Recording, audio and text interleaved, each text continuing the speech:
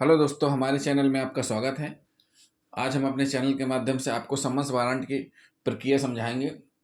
सम्मस warrant कहाँ से जारी होते हैं, उनकी तामीली कौन कराता है, कैसे तामीली की जाती है, ये सारी बातें हम आपको इस सम्मस वारंट में बताएंगे। तो सबसे पहले दोस्तों हम जान लेते हैं कि सम्मस वारंट कहाँ कहाँ से जारी होते हैं। तो सम्मस वारंट कहाँ से जारी होते हैं? जिला कोर्ट से जारी होते हैं, हाई कोर्ट से भी, सुप्रीम कोर्ट से भी, तहसील और एसडीएम कार्यालय, डीएम कार्यालय से। अलग अलग प्रोसीडिंग के अलग अलग नोटिस रहते हैं और नोटिस हमेशा दो प्रति में रहता है। एक प्रति सामने वाले व्यक्ति को दिया जाता है और एक प्रति में पावती ली जाती है। तो अब सबसे पहले पढ़ लेते हैं जिला कोर्ट। जिला कोर्ट में कौन कौन से जिला कोर्ट से सम्मन वारंट इशू होते हैं और किसको किसको इशू होते हैं, इसके बारे में हम पढ़ेंगे। तो सबसे पहले हम पढ़ लेते हैं चालान के बारे में। देखिए दोस्तों, पुलिस का काम रहता है एफआईआर दर्ज करने के बाद इन्वेस्टिगेशन करना, मामले की विवेचना करना और लिखा पढ़ी जैसे पूरी हो जाती है उसके बाद चालान पेश करना कोर्ट में। कोर्ट में चालान पेश होने के बाद जवाबदारी बन जाती है न्यायालय की। न्यायालय की जवाबदारी बनती है सुनवाई करना और फैसला सुनाना। उसमें सामने वाला पक्ष अपना पक्ष रखता है और गवाहों को भी बुलाया जाता है ताकि उनको भी सुन सके न्यायालय। उसी के आधार पर फिर फैसला होता है। तो सबसे पहले क्या रहता है कि जैसे ही चालान न्यायालय में पहुंचता है, न्यायालय की कार्रवाई स्टार्ट होती है। न्यायालय साक्षियों को गवाह में उपस्थित करने के लिए, यानी उनके कथन लेने के लिए सम्मन्स जारी करते हैं। क्या करते हैं दोस्तों? सम्मन्स जारी करते हैं। किस लिए जारी करते हैं? उनके बयान लेने के लिए। ये सम्मन्स कितने प्रति में रहता है? 2 प्रति में रहता है। एक प्रति किसको दिया जाता है? जिसका बयान होना है, और दूसरे प्रति में क्या? पावती ली जाती। तो सम्मन्स में कितने प्रति का रहता है? 2 प्रति का रहता है। एक में पावती और एक में एक प्रति उसको दी जाएगी। सम्मन्स ये सम्मन्स, जमानती वारंट और गिरफ्तारी वारंट, जितने भी ये कागज कोर्ट से जारी किए जाते हैं वो सीधे पुलिस के पास जाते हैं। पुलिस इन सभी कागजों की तामीली कराती है जिला कोर्ट से।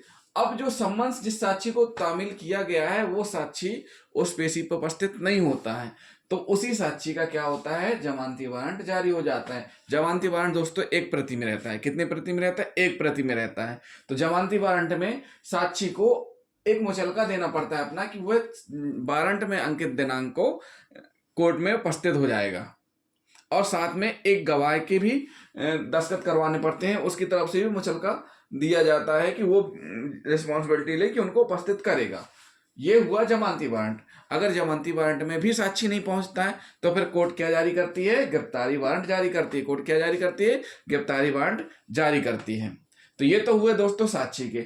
जब साक्षी पहली बार गवाह के लिए बुलाया जाता है साक्षी को तो सम्मन्स होता है, और जब पहली बार में नहीं आता है तो जमानती वारंट, और फिर तीसरी बार में गिरफ्तारी वारंट जारी कर दिया जाता है। गिरफ्तारी वारंट का मतलब ये नहीं होता है कि साक्षी को हथकड़ी लगाकर कोर्ट में ले जाया जाए। साक्षी को हथकड़ी कभी नहीं लगती है। साक्षी को नॉर्मल पुलिस अपने अभिरक्षा में लेकर के कोर्ट तक ले जाएगी और कोर्ट में पेश करेगी। कोर्ट में उसका बयान होगा।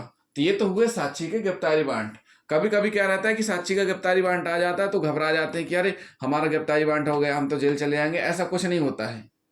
वो केवल आपको उपस्थित होने के लिए एक पुलिस आपको अभिरक्षा में ले जाकर के वहां पर पेश करेगी न्यायालय में। तो वो वहां से आप जेल नहीं जाएंगे, वहां आपका बयान होगा। बयान लेने के बाद फिर आपको छोड़ दिया जाएगा। तो दोस्तों ये तो हुआ क्या? साक्षी का गिरफ्तारी वारंट। अब बात कर लेते हैं आरोपी की तरफ से। अब चालान पेश होता है। कभी कभी क्या रहता है कि आरोपी को सम्मन्स कम ही जारी होते हैं। कुछ कंडीशन में सम्मन्स जारी होते हैं चेक और वसूली वारंट से संबंधित, बाकी नहीं तो आरोपी को जज साहब जमानती वारंट ही जारी करते हैं। जब आरोपी अपनी चालान के समय या पेशी पर उपस्थित नहीं होता है तो पहला वारंट क्या रहता है? जमानती वारंट जारी किया जाता है। जमानती वारंट पर उस आरोपी को कोर्ट में उपस्थित होना पड़ता है, अपनी जमानत कराए, या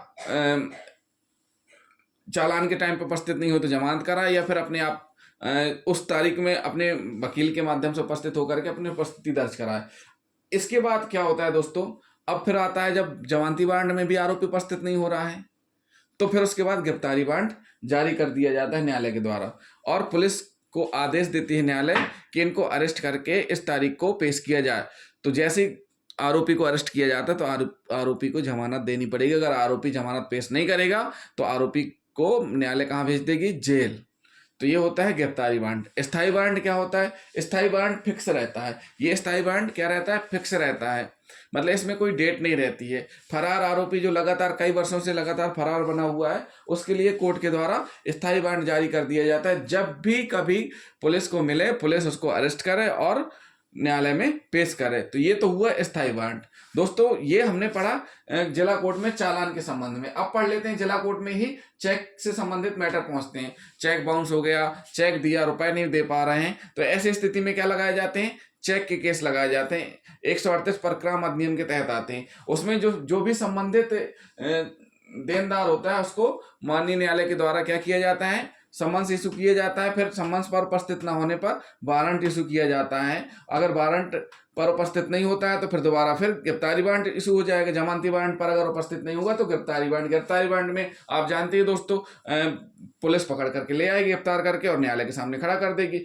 या तो वो सामने वाला वो अमाउंट अदा करे, जमानत कराए, वो न्यायालय के वैवाहिक अधिकार के ऊपर डिपेंड करता है कि उनको क्या करना है। अगर न्यायालय के समक्ष जमानत पेश कर देंगे तो जमानत पे छोड़ देंगे, वरना जेल तो भेजते भेजते ही हैं।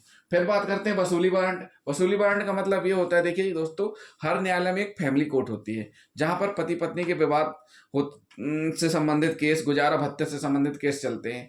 तो वहां उन्हीं कोर्ट के द्वारा एक वसूली वारंट जारी कर दिया जाता है। कैसा? गुजारा भत्ता जब पत्नी को बंध जाता है तो पति के द्वारा समय पर भुगतान नहीं किया जाता है, डिले होते होते कई महीनों का हो जाता है, ना ही आरोपी उपस्थित होता है। ऐसी स्थिति में वसूली वारंट और गिरफ्तारी वारंट जारी कर दिया जाता है कि आरोपी को गिरफ्तार कर न्यायालय में पेश किया जाए, ताकि न्यायालय उससे वसूली करके उसकी पत्नी को वो गुजारा भत्ता के रूप में दिला सके।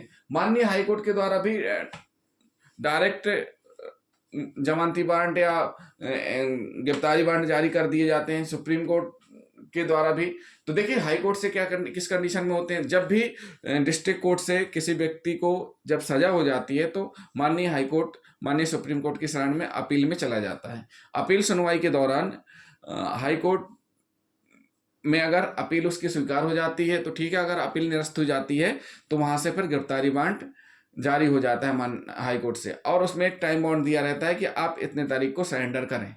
इसी प्रकार सुप्रीम कोर्ट में से भी होता है। सुप्रीम कोर्ट में आरोपी अपील लगाते हैं, अपील अगर उनके पक्ष में आ गई तो ठीक है, अगर निरस्त हो गई तो भी सुप्रीम कोर्ट से ऑर्डर आ जाता है। इसी संबंध में आवेदक भी उनके अगेंस्ट जाते हैं। जैसे अभी हाल ही का मामला एक आया था कि सुप्रीम कोर्ट ने राज्य सरकार की रिहाई आदेश को कैंसिल करके दोबारा से वारंट जारी कर दिए। तो इस प्रकार ये कार्रवाई होती है।